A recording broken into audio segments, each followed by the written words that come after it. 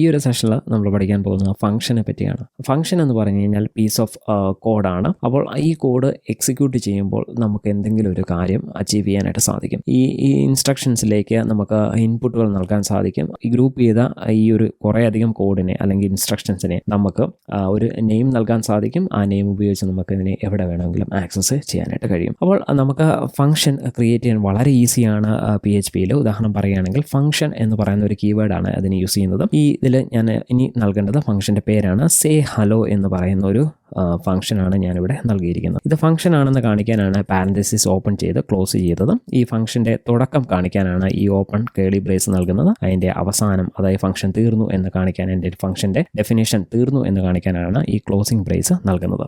അപ്പോൾ ഈ ഫംഗ്ഷന് ഒരു ജോബ് എന്താണെന്ന് വെച്ച് കഴിഞ്ഞാൽ ഈ സേ ഹലോ എന്ന് പറയുന്ന ഫംഗ്ഷൻ ഞാൻ എവിടെയെല്ലാം കോൾ ചെയ്താലും, എവിടെയെല്ലാം ആക്സസ് ചെയ്താലും, അവിടെയെല്ലാം എവിടെ കോൾ ചെയ്യുന്നു അവിടെയെല്ലാം എനിക്ക് സേ ഹലോ PHP എന്നുള്ള മെസ്സേജ് ലഭിക്കണം. അതിനായിട്ട് ഈ ഫംഗ്ഷനുള്ളിലേക്ക് നൽകുകയാണ് ഹലോ PHP അല്ലെങ്കിൽ ഹായ് PHP നിങ്ങൾക്ക് ഇഷ്ടമുള്ളത് നൽകാം. അതിനുശേഷം സെമിക്കോളൻ നൽകുന്നു.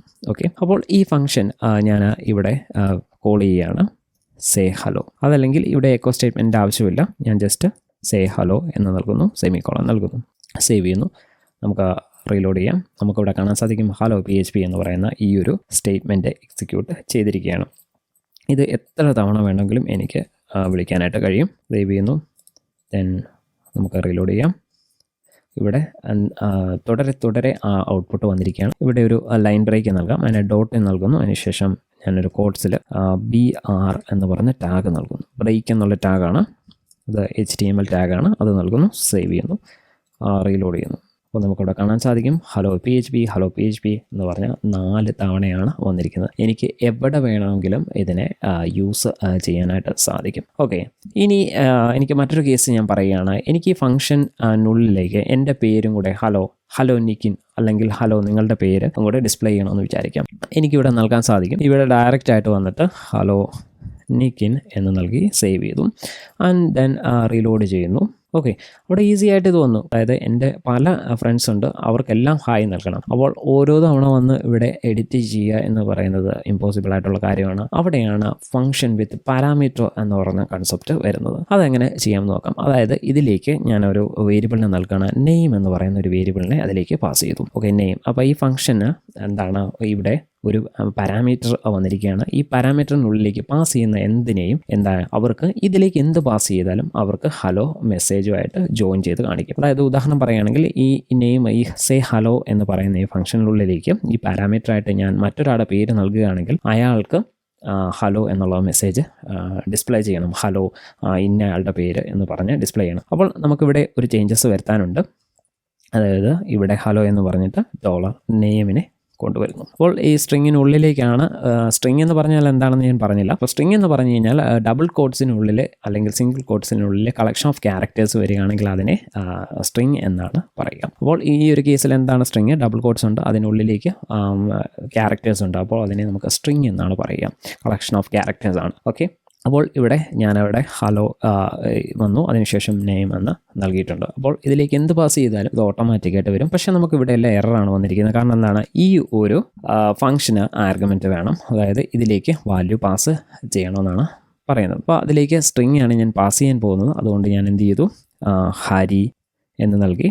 Okay, one of my friends ആണ്. ഓക്കെ, അടുത്തത് ഞാൻ നൽകുകയാണ് സുജിത്ത്. വീണ്ടും ഞാൻ നൽകുന്നു അശ്വിൻ. വീണ്ടും ഞാൻ നൽകുകയാണ് അഭിലാഷ്. വീണ്ടും ഞാൻ നൽകുന്നു ദെൻ വീണ്ടും അരവിന്ദ്. ഓക്കെ, സേവ് ചെയ്യുന്നു.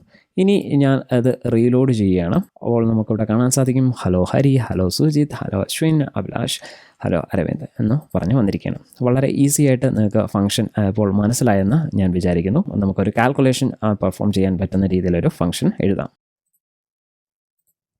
ഇനി ഫംഗ്ഷൻ ഉപയോഗിച്ചിട്ട് നമുക്കൊരു കാൽക്കുലേഷൻ പെർഫോം ചെയ്യാം. ഇവിടെ ഇങ്ങനെ PHP നൽകുന്നത് പകരം നമുക്ക് ഇങ്ങനെയും നൽകാൻ കഴിയും PHP. Okay, that's cool.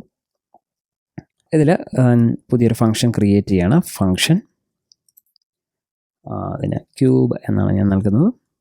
Okay, അതിലേക്ക് ഞാനൊരു വാല്യൂ റിസീവ് ചെയ്യുന്നു. NB എന്ന് പറയുന്നൊരു വാല്യൂ ആണ് റിസീവ് ചെയ്യുന്നത്. ഇതിലേക്കാണ് ഞാൻ വാല്യൂ പാസ് ചെയ്യുന്നത്.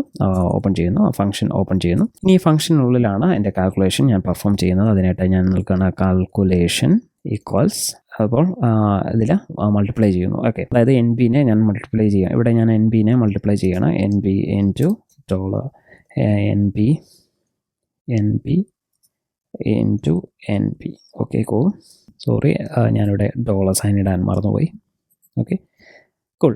അപ്പോൾ ഇനി ഈ ഒരു ഫംഗ്ഷൻ ഇങ്ങനെ മാത്രം ജസ്റ്റ് എക്കോ ചെയ്തിട്ട് കാര്യമില്ല. നമ്മളിവിടെ റിട്ടേൺ എന്ന ഒരു കീവേഡും കൂടെ നൽകണം. അതായത് ഈ ഫംഗ്ഷൻ ക്യൂബ് എന്ന് പറയുന്ന ഫംഗ്ഷൻ എവിടെ എക്സിക്യൂട്ട് ചെയ്യുന്നു അതിൽ നിന്ന് എനിക്കൊരു വാല്യൂ എൻ്റെ പ്രോഗ്രാമിലേക്ക് ലഭിക്കണം. അതായത് എവിടെ എക്സിക്യൂട്ട് ചെയ്യുന്നോ അവിടെ എനിക്കൊരു വാല്യൂ കൂടെ ലഭിക്കണം. അതിന് ഞാൻ നൽകണം, റിട്ടേൺ സ്റ്റേറ്റ്മെൻറ്റ് നൽകണം. റിട്ടേൺ എന്താണ് റിട്ടേൺ ചെയ്യേണ്ടത്? ഇത് എക്സിക്യൂട്ട് ചെയ്ത് കഴിയുമ്പോൾ നമുക്ക് എന്താണ് ഔട്ട്പുട്ടായിട്ട് ലഭിക്കേണ്ടത്? ഈ കാൽക്കുലേഷനിലുള്ള വാല്യൂ ആണ്. ഞാനിവിടെ കാൽക്കുലേഷൻ എന്ന് നൽകി സെമിക്കോളൻ നൽകുന്നു, ദെൻ സേവ് ചെയ്യുന്നു.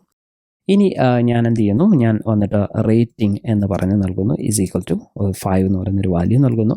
ഓക്കെ, ഇതിൽ റേറ്റിങ്ങിനെയാണ് എനിക്ക് ക്യൂബിലേക്ക് പാസ് ചെയ്യേണ്ടത്. ഓക്കെ, അപ്പോൾ വോളിയം കണ്ടെത്താം.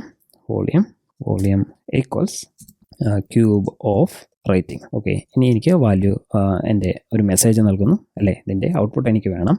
The volume of 5 cm side cube is dot volume. Okay, semicolon save ചെയ്യുന്നു. അതിനുശേഷം നമുക്ക് ഇത് റൺ ചെയ്യാം.